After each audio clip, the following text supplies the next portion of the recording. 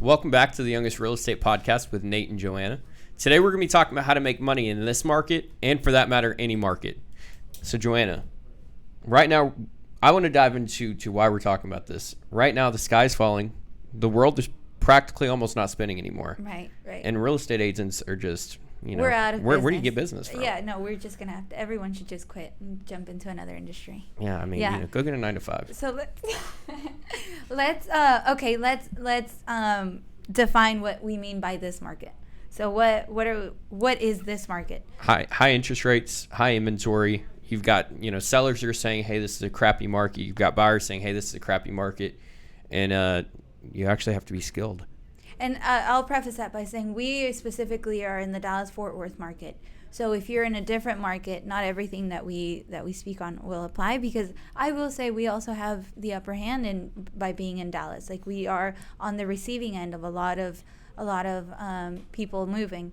So of course. We're still, we still are in a good market. For what we're going to talk about today applies in 99% of markets, right? Not necessarily, certain aspects, and we'll dive into that. But for the most part, I mean, here's what I'll say, right? Whenever we say you make money in any market, for right now, I would say 90% of the industry is complaining and whining and, not being problem solvers, right? And I will tell you, I think you and I, especially in the last 30 days, have had a lot of success. Yes. And we're taking market share. And so, I'm going to dive in and just say how we're doing it. We're picking up the phone and we're solving people's problems at the very simplest form of it. Which is what we were doing when the market was crazy, when it was a seller's market, when everyone was selling, even if you weren't, training up on your skills or your script practice or all of the things that are now going to distinguish and define and make you stand out as a better agent. What blows my mind is that these people who are like, oh my gosh, this market's so tough. The last 2 years were tough, just in a different way. Yes. And you had to adapt and change. It's the same thing. Can I ask you, what market do you prefer? Oh, I prefer this market. I do too. The last 2 years were so hectic and so crazy. You were trying, you were having to tell your clients that they had to go 100,000 over, and even if you did that, they were still not winning houses. Right. That's insanity.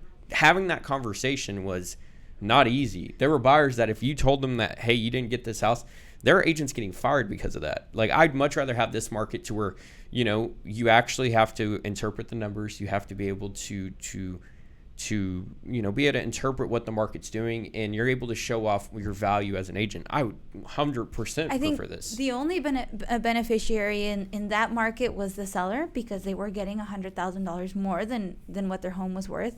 But aside from that, I think that as an agent, you unfortunately didn't need to be as knowledgeable. You didn't have a lot of value. There wasn't a lot of value in having it. You could throw a house up on the market and it was going to sell itself. On the selling end, on the buying end, unfortunately, and on both ends, you didn't need to have any negotiation skills, because if you were a buyer's agent, you had no room to negotiate. Yep. If you were a seller's agent, you were getting the best terms from everyone and their grandmother.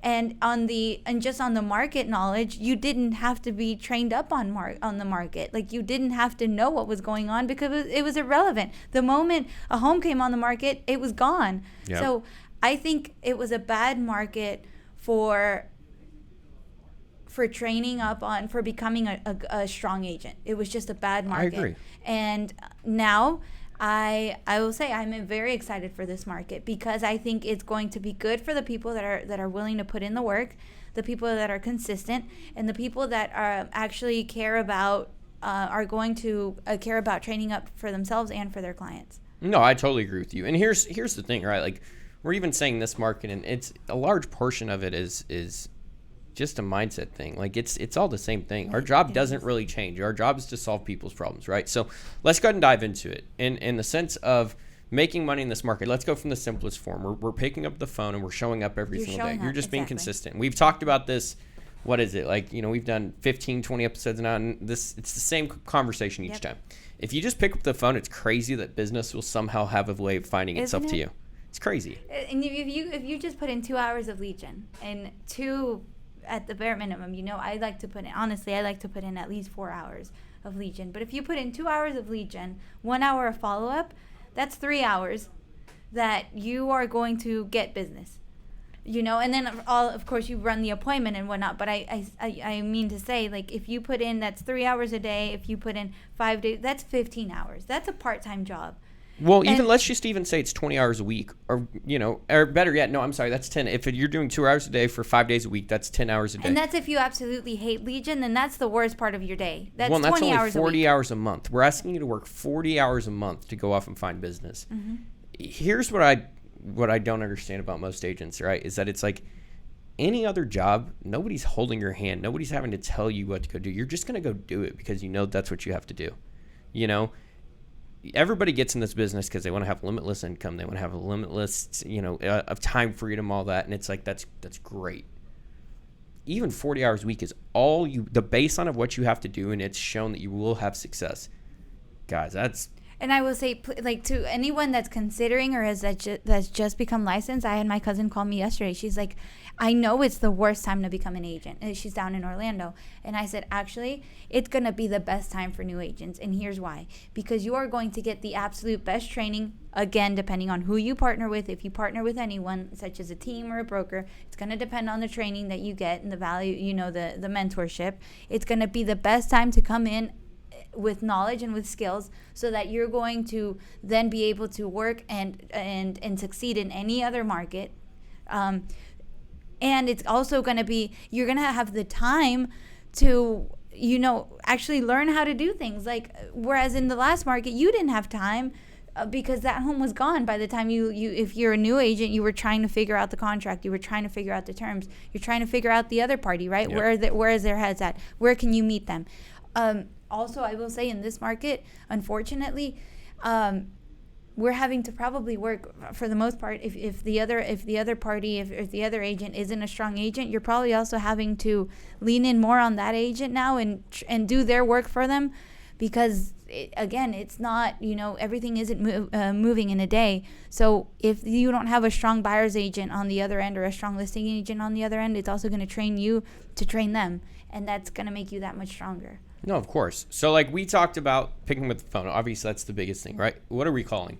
I'm going to tell you right now, if you're not calling canceled, expireds, and for sale owners, you're missing a ginormous opportunity to gain market share. It's almost too easy. It's like, unfortunately. We talk to people, like, we talk to each other, and I told you yesterday, I was like, it's like giving candy to a baby. If you make enough phone calls, you're going to get somebody that's just like, hey, listen, like, I just want somebody that's going to help me sell my damn house, right? And even then, once you start getting even better, you're going to learn how to handle the objections. But right now, we're seeing so many of these people come off the market because the expectations just weren't set. Expectations weren't set. Lack of communication. Tired of hearing that. Communication's a huge one. Or there's just, the agents just didn't do a good job in pricing and things like that. I can't say the number of people who I've talked to and been like, hey, price needs to be here. And they're like, I'm here for it. Like, let's go do it. Yep. And it blows my freaking mind. If you're just honest and say, look, I'm here to advise you because I am the expert and this is where you need to be at, they will listen. Because people, at first, you will get pushback. But say, look, I'm here to serve you. I'm here for your best interest. I can tell you what you want to hear, and you can be on the market for another 90 days or 360, because, people, they're just keep extending these agreements at ridiculous terms. Or you can follow my advice. Yes, like it's not what you want to hear, but it's gonna get your home sold. Yeah, it's gonna, and that's what you want. Well, so let's go ahead and dive into it, right? Like, we're saying, hey, call canceled, expireds, and for sub owners. Here's how you're gonna go and convert the businesses. And here's, honestly, if you need to make money in the next 30 days, this is how you do it right here. Like, if you're not listening to this podcast, you're messing up. You need to find their motivation. Why are they selling, right? And that's the number one thing, right? So, like, let's say that you're an expired, right, Joanna? I'm going to talk to you, and I'm going to go, okay, like, if you had sold your house where you're in the market, where are you going to move to? Are you going to downsize, get into a bigger house? And once you figure that out, maybe they're relocating for work. Maybe they need to get a bigger house because they're about to have a baby. Those are pretty big motivating factors. They need to sell that house. Right. And so then you go off and you solve their problem. And you say, okay, like, Joanna, if I could show you a way where my team and I can not only get you top dollar for your own home, but also, get you this home that you need to get an extra bedroom, whatever that may be. And you know that you can, because your team can do that. You can do that. Yeah. And if you set the expectations properly, you say, is there any reason why we can't meet? And if you find the motivation, that's the number one key, right? Like, I would say that's the biggest thing. Other than motivation, what else would you say is important whenever you're talking to these sellers? That's it. Meeting them where they're at. Yeah. just meeting them where they're at, not trying to, if they're not someone that likes to be sold, then take a step back and don't try and oversell them. Meet them where they're at. Or if they like to be sold. There's people who are like, you know what, you've been so persistent, and that's what it's going to take to sell my house. That's why I'm going to hire you. Then be that persistent salesperson. But meet them where they're at. Find out what their personality, what they're like, and then meet them where they're at. Don't try and oversell someone like an elderly, widow who she doesn't want to be sold. She just wants to be heard. Yep. She just wants to, she wants to be comforted. She wants to know that it will sell at that you will get it done. She doesn't want you blowing up her phone and insisting that you sign on the spot. But if you have that younger couple who's like, I need someone who is persistent, someone who's like strong-willed, who's gonna like push, and then be that. But you know how you find that out though? By listening. And then if you also just ask the question, like if you go, hey Joanna, what are you looking for in this next real estate agent that you decide to hire? It's crazy what people will tell you. They'll tell you exactly what they want to be sold as. I also like the question that I haven't been good about asking is, has anyone else offered to do anything for you that I haven't brought to the table? And then, okay, let's do it. Most of the time it's like, oh, well, someone told me that they could do a virtual tour.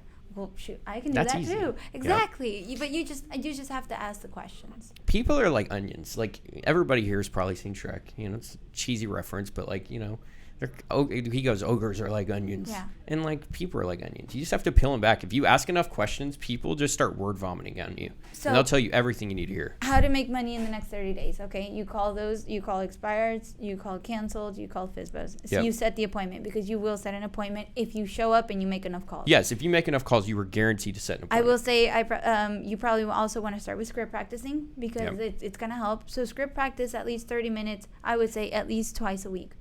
So, and we actually do every single morning, except for Tuesday mornings. I actually lead a script practice Monday, Wednesday, Thursday, Friday. We're only doing it 3 days, and we've already seen exactly. Improvement. If it's like if you're playing basketball or anything else like that. If you're not constantly working on your craft and trying to adapt to the objections that you're hearing, like right now, interest rates are a huge one. Markets crash. The interest rates are horrible. I'm not going to sell my house. Okay, like what if we can show you creative strategies? Yep. What if we can do this? And here's the reality of the situation. People are just going off and word vomiting what they've heard. They don't like if you can get them their number and help them achieve their goals. Who cares about the market? Yep. Honestly, like so long as you can help them achieve their goals and the numbers make sense. Like it's the same with whether you're a new agent or you've been in the business for a while. Who cares what the market's doing if you can go and make money in the next 30 days? We said this. Here's the thing: if you just show up and you do it, it's you're gonna have success, and that's with anything, right? So I'll start right. So I'll, start from the top. 1, script practice. 2, call expireds, FSBOs, and cancels, withdrawals. I group them all together. Third is gonna be you need to become a skillionaire, because I'm gonna tell you. I hate that word so much. It's the truth though. You need to become a skillionaire. I know, but okay, fine, be a skillionaire. You want quality over quantity. Train on the market. So actually, do your research on the market. Know what's going on in the market. It's skillionaire season. See, she needs to become a skillionaire. It's not skillionaire. I'm trying to avoid that word so much. Just train up on the market. Learn your contracts. Be good at negotiating. And if you're not, go back to your mentors and lean in on them when it comes to negotiating for your buyers and sellers. So, yes, train up on your skills. Become a skillionaire. Well, and what we mean by that, right, is like, you're going to see quality over quantity is so important. There's a lot of people who are like, I set this many appointments. And I'm like, okay, like how many of them did you sign? Exactly. How many did you convert? Here's the thing. I will tell you, if I don't run an appointment and I don't sign it, I get pissed. I'm like, this is such a waste of time. Like, it bugs you. It makes me so mad. Yes, it makes me so mad. And I will tell you, so like you want quality over quantity. So there's a lot of things you need to know, right? You need to know the market. You need to know how to set proper expectations up front. You need to know how to find their motivation. You need to figure out what they're looking for in the next agent that they decide to hire. And then you also need to understand, once you get to the table, how to go off and have those conversations. And this bigger picture of where I'm leading this to is like, who you partner with matters now more than ever. 90% of real estate agents haven't sold a house whenever interest rates are over 5%. If you're not talking to somebody who's been in this business, and this is for Joanna and myself as well, if you're not talking to somebody who has sold a house back in 07, 08, 09, 2010, you're messing up and you're missing an opportunity. Jesse, was it, were you on the call, on the Livian call, was it 13,000 Keller Williams agents didn't sell a single home in the month of September? I missed that one. Okay, it was a crazy, just within Keller Williams. Like, can you imagine how many agents went without a paycheck in September? Your average agent only sells 4 homes a year. You know, you got to think 4 homes is not an expert. Would you go see a doctor that's doing surgery 4 times a year? I'm going to tell you right now, hell no, and not a chance. And if you do the things that we're saying in this market and in any market, you will get paid in the next 30 to 60 days, depending on the closing. 100%. I would say I signed, I think I've got four listings under contract that I signed in the last 60 days. So, like, if you do what we're saying, you're going to get a paycheck. You're going to sell a home. You're going to sell more than 4 homes. You're going to sell a crap ton more than 4 homes. If you do what we're saying, you are probably going to take up the market share that these agents that were not sure, that just weren't trained, that weren't taking the time to become knowledgeable about the market, and that weren't trained up and were just selling because it was easy. They're not going to succeed. They're going to leave the market. There's going to be more market share, and I'm excited for that. I think I'm going to have a better year next year than this past year, because I agree. For someone who does the things that that we're talking about, you're just going to be that much more successful, and there's going to be less competition. Well, let's go ahead and talk about the alternative, right? So just to clarify, what we just laid out is a 3-step plan. If you can't execute these 3 plans, you need to get out of the business. I'm sorry. And so, you know, here's the alternative if you don't decide to do this. And I'm going to tell you, social media is great. Open houses are great. But the quickest and easiest and most efficient way to get a lot of business is by picking up the phone. And so I'm going to tell you, if you decide not to do this, here's your alternative. You know, there's going to be a lot of agents that get out of the business, and I hate to sound like a broken record, but you're going to see a ton of agents just flood out of the business. So listen, there's different ways to do it also. If you're not going to be, if you don't want to pick up the phones, that's fine. Then you better be amazing at social media. And I mean, you're posting 2 or 3 times a day. You are, just doing everything and some on social media. If you're farming, then you are, you better be the best farmer there is. Exactly. You're out there knocking on doors on a daily basis. Just be so good at whatever it is that you're going to do, and you're going to take up market share, and you're going to succeed in this market. Well, and here's the biggest things. You need to be ready to do 3 times the work. So if you're doing 1 open house a weekend, you need to be doing 3 open houses a weekend. If you're door knocking, instead of door knocking 50 homes, you need to be door knocking 150 homes. Yes. If you're farming and you're sending out 100 mailers, you need to be sending out 300 mailers. Like, it's right now is so important. And right now, we're talking to the agents who a large portion of them got into the business in the last 3 years, right? Not even let's say the last 2 years, the last 3 years. And they don't know, we haven't seen a market where you actually have to fight to go put a listing under contract, right? This is the first time we're seeing it in quite some time. Mm-hmm. And so now more than ever, I mean, it's really about who you surround yourself with, and it's about skilling up not only for the clients, but for yourself, so you can stay in business. Absolutely. And I'll be completely honest, I am learning so much so quickly, because I did come into the business right when it was peaking. So I'm learning very quickly, and I'm trying to absorb as much as possible, because that's going to serve my clients better. What about on the buying end? How do you, if you are strictly a buyer's agent, how do you make money in the next 30 days? I'm going to tell you right now, if I'm a buyer's agent, there's a lot of, I would go start doing your homework on the real estate business in general, and I'd start taking some listing inventory, because I think the business is going to change quite a bit. A little. I would say I get excited for buyers, because, listen, we have so much room to negotiate. No, of course. I think buyers are great. Can I say something? Yeah. Absolutely. Lay it on us.